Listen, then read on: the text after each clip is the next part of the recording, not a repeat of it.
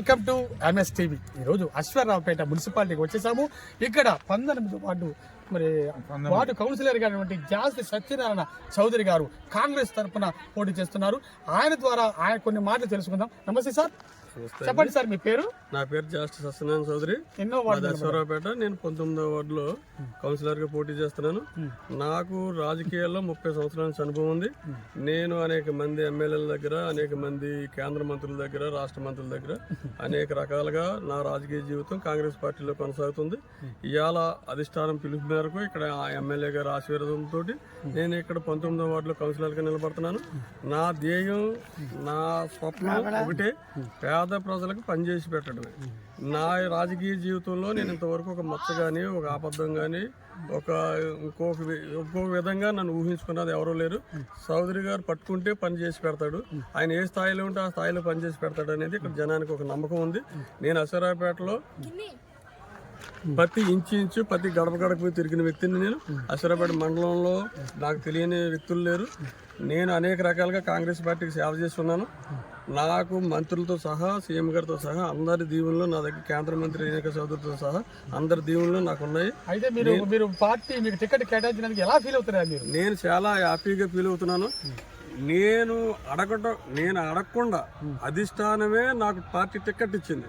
మీరు ఉండాలి, మీలాంటి వాళ్ళు కౌన్సిలర్గా ఉంటేనే మీరు ఈ సమస్యల్ని మా దృష్టికి తీసుకురాగలుగుతారు, మీరు పనిచేసి పెడతారు.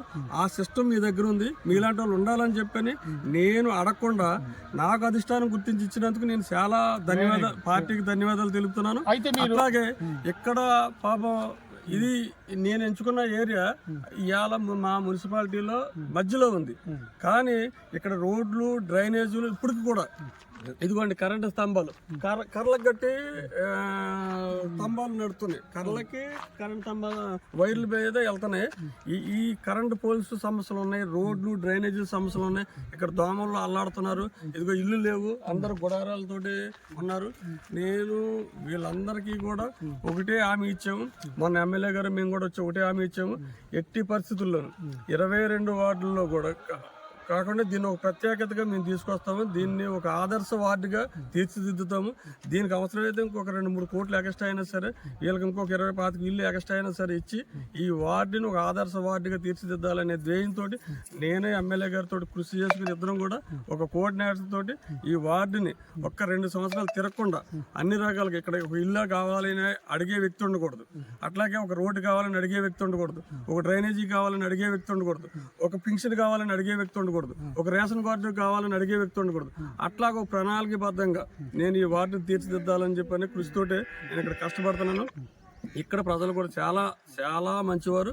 నన్ను గుండెల్లో పెట్టుకుని నాకు ఒకటే మాట ఇచ్చారు అందరూ కూడా, మిమ్మల్ని మేము గెలిపించి కౌన్సిలర్గా కూర్చోబెడుతున్నాము, ఇక మీరు మా గురించి ఓటు కూడా అడగడానికి రావక్కర్లేదు అని చెప్పి నాకు ఫస్ట్ రోజే నాకు వాళ్ళ నమ్మకమే నన్ను ఇంకా ఉత్సాహంగా ముందుకు తీసుకెళ్తుంది. కాబట్టి ఇవన్నీ నేను ఒక ప్రణాళికబద్ధంగా చేసుకుని 3 నెలలు అయ్యే పనులు 3 నెలల్లోనూ, 6 నెలలు అయ్యే పనులు 6 నెలలు ఒక సిస్టమ్ పెట్టుకుని నేను 1.5-2 సంవత్సరాలు తీరే లోపల ఈ సమస్యలన్నీ తీరుస్తాను. మళ్ళీ ఏదైతే జనరల్ ఎలక్షన్ వచ్చిందో వాళ్ళు ఒకటే అంటారు, చౌదరి గారు ఎమ్మెల్యే గారు వస్తే మేము ఎక్కడ ఏమంటే అక్కడ వేస్తాము. కాంగ్రెస్ పార్టీకి 100 ఓట్లు 100 ఓట్లు వేస్తాము. ఈ వార్డులో ఉన్న 800 ఓట్లు కాంగ్రెస్ పార్టీకి, రెండో పార్టీకి ఒక ఓటు కూడా వేసే పరిస్థితి లేదని చెప్పని వాళ్ళు డంకాబాదంగా చెప్తున్నారు.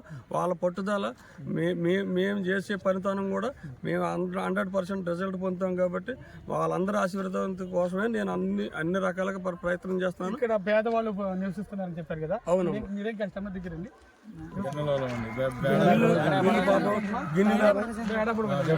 ఓకేనమ్మా, మీరు అంటే మరి సార్ ఎలా సపోర్ట్ చేస్తున్నారు?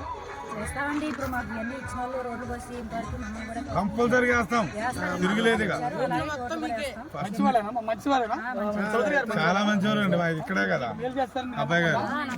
చెప్పండి సార్, చెప్పండి. మాకు నమ్మకం ఉందండి అబ్బాయి గారి మీద, మేము ఓటు వేస్తాం. మాకు రోడ్లు పోసారు, నమ్మకం ఉంది సార్. అది మాకు సిమెంట్ రోడ్డు లేదంటే సిమెంట్ రోడ్డు పోసారు. కాంగ్రెస్ రేవంత్ రెడ్డి గారు వచ్చిన తర్వాత మాకు వచ్చింది. Very good.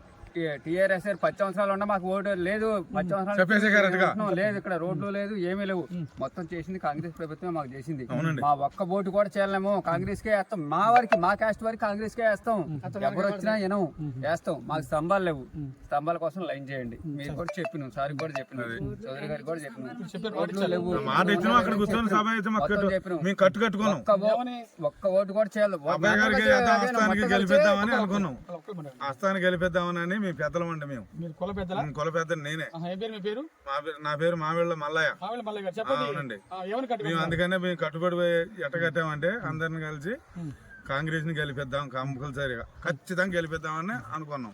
రోడ్లు అదే అండి చేస్తారని మాకు ఆదినారాయణ గారు ఎమ్మెల్యే గారు వచ్చిన తర్వాత ఒక మాట ప్రకారంగా 6 నెలలకే రోడ్డు పోసేశారు. Very good. అది గుండెల్లో పెట్టుకున్నాం. రెండు చౌదరి గారు 19 వార్డులు నిలబడుతుండు, 20 వార్డులు ఇంకొక అతను నిలబడుతుండు. ఫిక్స్ అయిపోయిన వాళ్ళకి వేద్దామని. వీళ్ళ వల్ల మాకు మేలు జరిగిందండి. జరగకుండా ఉంటే ఇంత మీటింగ్లు మేము పెట్టాం. అక్కగా వేద్దాం అనుకున్నాం. వీళ్ళు గెలవాలి, మాకు అభివృద్ధి చేయాలి, ఇక నుంచి ఇంకా ఇంకా ఎదగాలి. ఇల్లు మాకి పెన్షన్లు పెంచుతూ ఇల్లు కావాలి. ఇంకా రాలే, మాకు ఒక్క ఇల్లు సెలక్షన్ అవ్వలేదండి. నేనైతే అద్దుకుంటున్నాను. అయితే రోడ్లు పోసారు కానీ ఒక్కసారి ఒక ఇల్లు రాలే. ఎమ్మెల్యే గారు వచ్చారు, మీకు సెలక్షన్ చేస్తున్నా అన్నారు. సరిగ్గా 2 విడతలు కూడా మీకు వస్తాయి అన్నారు. అదే మాకు కావాలి, వీళ్ళే మాకు కావాలి. అదే చివరిగా మీరు మీ వార్డుకి ఏమని అభ్యర్థిస్తున్నారు? మీ వార్డు ప్రజలకు ఏమని భరోసా ఇస్తున్నారు? నేను ఒకటే చెప్పాను. నేను ఒక మేనిఫెస్టో ఒకటి వార్డు ప్రకారం పెట్టుకున్నాం. ఎమ్మెల్యే గారితో కూడా చర్చించాను. నేను ఇక్కడ ఉన్న వాళ్ళందరూ కూడా చాలా కష్టపడి బతుకున్నారు. ఎవరో కూడా ఊరికి రోడ్డు మీద తిరిగి సరదాగి చేసేవాళ్ళు కదా, అందరూ కష్టపడేవాళ్ళు. పాపం వీళ్ళకి ఇల్లు కంపల్సరీ.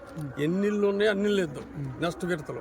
ఏప్రిల్లో మనం మీ ఈ వార్డులో ఎన్ని ఇళ్ళు కావాలితే అన్ని ఇళ్ళు ఇద్దాం. ఇలాగ రోడ్లు, డ్రైనేజీలు నా దగ్గర ఆల్రెడీ నిధులు ఉన్నాయి.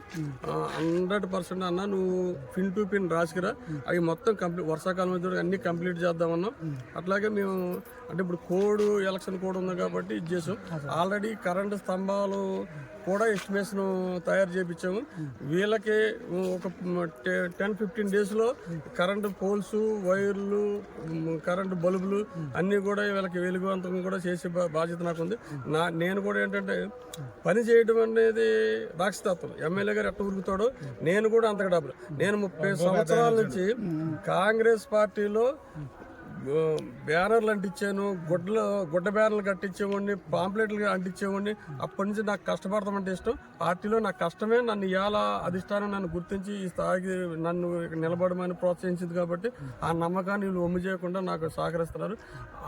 ఆ సహకారంతో నేను ఎక్కడా కూడా ఏ ఒక్క మనిషితో కూడా ఇలా సత్యనారాయణ చౌదరి నిలబడ్డారు, మాకు ఈ మంచి జరిగింది, ఎమ్మెల్యే గారి చొరవతోటి మాకు ఎంత మంచి జరుగుతుందనే మంచి పేరు తెచ్చుకునేలాగా నేను ముందుకెళ్తానని చెప్పని కోరుకుంటున్నాను.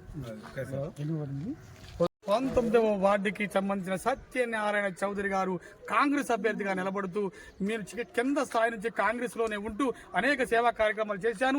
ఈ గ్రామాన్ని ఒక ఆదర్శ గ్రామంగా మోడల్ మున్సిపాలిటీగా తయారు చేస్తారని నా వార్డులని మాటిస్తున్నారు. మీరు ఇక్కడ బతుకుతున్నటువంటి బేడ బుడగ జంగాలకు కూడా మరి రోడ్లు ఇచ్చారు. మళ్ళీ భవిష్యత్తులో కూడా ఇంకా ఇల్లు కట్టుకోవాల్సిన వాళ్ళకి ఇల్లు కానీ కరెంటు కానీ ఉచితంగా అన్ని ఇస్తారని భరోసా ఇచ్చి మేము మాట తప్పను అని చెప్పి ముందుకు వచ్చారు చౌదరి గారు. ఆయన గెలవాలని గెలుస్తారని మా ఎంఎస్టీ టీవీ తరపున కూడా మేము ఆశిస్తున్నాం. Thank you sir, thank you very much. MS TV, ప్రతి చోట ప్రజల మాట.